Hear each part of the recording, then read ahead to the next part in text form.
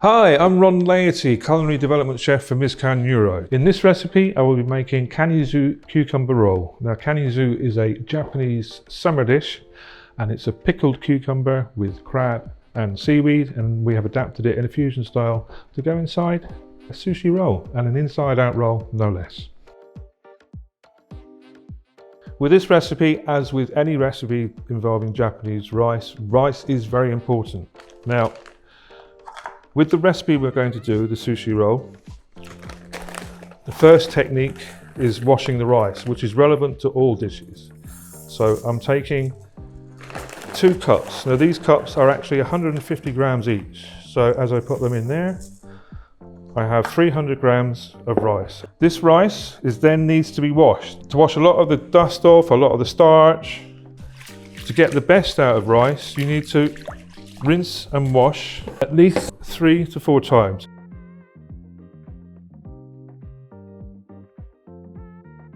Pour it away. When you put it in your rice cooker, sit it in the rice cooker, then add the same amount of water as the amount of rice. So 300 grams of rice, 3 milliliters of water. Leave it in the rice cooker, leave it there for 20 minutes. And what will happen is the grains will start to soak in some of the water, and that will break down some of the starches and the amino acids in the rice, and it will give it more flavor. Soaking is essential. As with some people, if you don't have a rice cooker, exactly the same washing technique, then put it in a saucepan, put the saucepan on a low to medium heat, put the lid on, bring the water to a boil, and then turn it down to a medium simmer. You want about 12 to 15 bubbles coming off. Put the lid on and leave it for 11 minutes. Turn the heat off, walk away, leave it again for another 11 minutes or so, and that will allow the rice to steam and fluff up. Okay, your rice is cooked. Get a nice large bowl and take out your lovely Japanese rice. It's nicely steamed.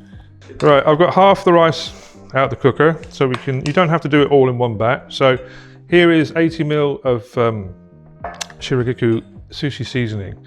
Now, this particular sushi seasoning is used in a lot of Japanese restaurants because of the basis for the actual production of it is the sake cake fermentation. The sake cake that goes into this product, actually when it's fermented, it creates 3 to 4 really strong amino acids which help the flavor expand beyond just a normal one line. It gives it a lot of body and a lot of depth.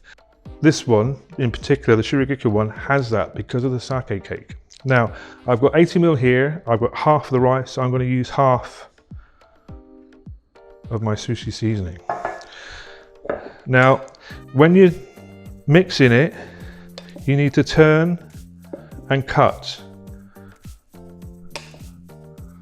Don't mix it with a heavy hand. Turn and cut. That way, you preserve the grains of rice, and your wonderful sushi seasoning, with all that lovely amino acid and extra flavor, will cling to each grain of rice, and each grain of rice will be whole because you haven't gone in it like that.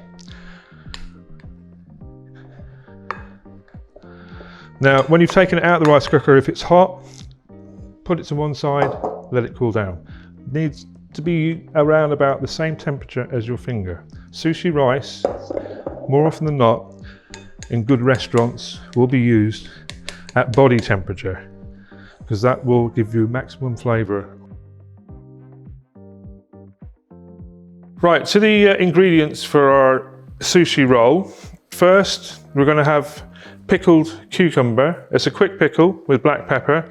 So when you're cutting anything to go inside your sushi roll, try and mash it up with your rolling mat, because it's going to be roughly the same size. So I'm going to cut the end off there and cut the end off there, and then cut it in half. You can use baby cucumbers. This is quite a chunky one, so what I'm going to do is cut that in half, as we'll cut these into 3. because one of the issues with making sushi is people tend to put too much in the center and you cannot roll it properly because you've filled it too much. It's not like a club sandwich where you can ram everything in. The more you put in the center, the more difficult it is to roll. So this being a big one, I've cut the half into 3 pieces, and then you need to cut out the center seed and water bit. You don't want that. So these 3 bits I'm going to do, you have a combination of mirin and your shiragaku vinegar made from sake cake, which is the fermented product left over after making sake, and it has developed a batch of amino acids which add extra flavor to your to any dish you use it in. Now I'm adding quite a lot of black pepper. I'd say that's half a tablespoon. Now you can give it a little shake, stir it in. Now you got your lengths of cucumber. You can actually cut them in half, because when you roll, you're going to use 2 halves. So put them in your vinegar. This is a quick pickle and actually only takes 15 minutes. You don't need it to go any longer because it gets a bit more sour. You need that really nice freshness of the cucumber, but a really nice sourness that comes from that sake cake vinegar. Okay, avocado. Try and find a nice, not overripe, but just ripe, and you can tell by the color. If it's a lighter green, it's not going to be ripe. You've got a nice sort of dark green there, and if you just touch it a little bit, if there's a little bit of give, it's about right. So you cut it in half, and be very careful. That should, yeah, just comes out. Just comes out means it's just right. Again in half, again in half. And then with avocados, when they're this, you should be able to just scoop them out like that. If they're not ripe, they ain't gonna come out. So that's about right. Then again, you can have a look at your pickling cucumber, and you kind of want the same sort of thickness. So again, do the same thing. Cut your half pieces into 3, and then you should have the right thickness for your roll. Like that. Okay. Move to rolling. We are going to do inside out roll. Now this, as you can see, is a rolling mat. However, in order to make an inside out roll, you will need to wrap it carefully with cling film, like so. You place it down on a sheet of cling film, fold it over, so this side is the seal, and then this side is the one you're going to use. The reason for that you will see as we move. Right, first, a whole sheet of nori. Now, I'm going to cut, if you have a look, you can see lines. Cut along the line. What you need to do is to cut a quarter off. So there's half, and then half of that. You can do it like so with a knife, or you can fold it and it will break. So that we don't need for this dish. Rolling mat. Sushi nori, shiny side down. Now, many people have problems making sushi because of the rice. So first things first, fingers, hands, make them damp. For those of you who may have seen sushi shops on TV, or may have even been to a sushi shop in Japan, while the sushi chefs are doing that, they're dampening their fingers. So when they go like this, the rice doesn't stick to your fingers. Keep them continually damp. Pick up a fat sausage-shaped lump of rice, sushi rice. Not a technical term, but an easy reference point. If you look at that, you can think of a rather large sausage. Put it down there, like so, and then just start to spread it out. Now, you want to keep this top bit top quarter or so clear of rice. You don't want rice on there because that's going to help you when you roll. It's going to stick and form your roll. So spread it out. Now you can see that was probably about the right amount actually.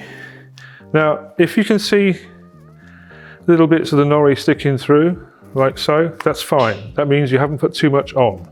Now you want to make sure you get to the edge, because there's nothing worse than bits of nori sticking out. So take it to the edge,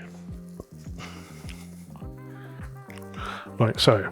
Now, the reason why you have cling film is because you're going to flip this over.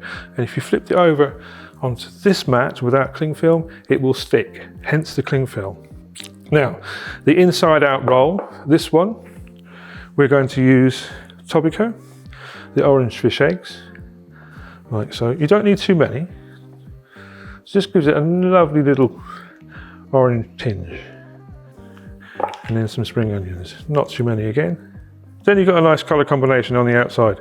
On the outside of the roll is the first thing that somebody's going to see. So if you can have anything from sesame seeds, you can have, there's different types of furikake, which is chopped seaweed and little bits and pieces mixed in, shichimi, which is a combination of different spices, and sprinkle it on the outside.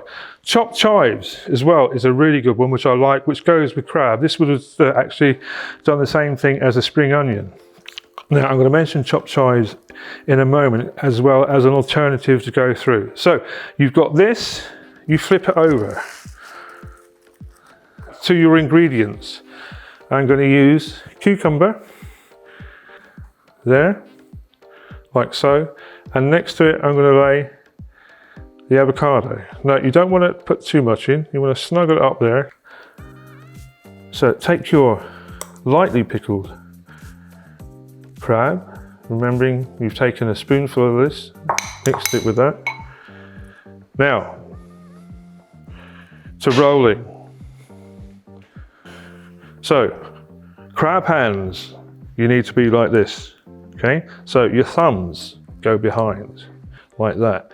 Your fingers go, as you roll forward, you need to tuck the ingredients inside, like that. Okay, see it? Yeah, like that. It's all ready to roll forward. So then you just go forward, gently, like that. Give it a little tuck, come out, and there you have it. So you take your roll, put them there, Now, your knife needs to be sharp and wet, because you don't want a dry knife, because that will drag your rice. So cut this roll in half. So there you have a half, which is going to be cut in half again, which is going to be cut in half again, and again. Now I can feel the slight drag on this, because you can see some of the rice is attached to the knife. So give it a wipe and keep it wet. Otherwise you're just going to drag through and you're going to break the roll, which is really annoying because you just made it and it looks so beautiful. Again, that half into half and that half into half, like so. Wet fingers. Now, when you present them, split them into twos like that. Two, two, two, two, because when you open them, you'll get symmetric effect, okay? So.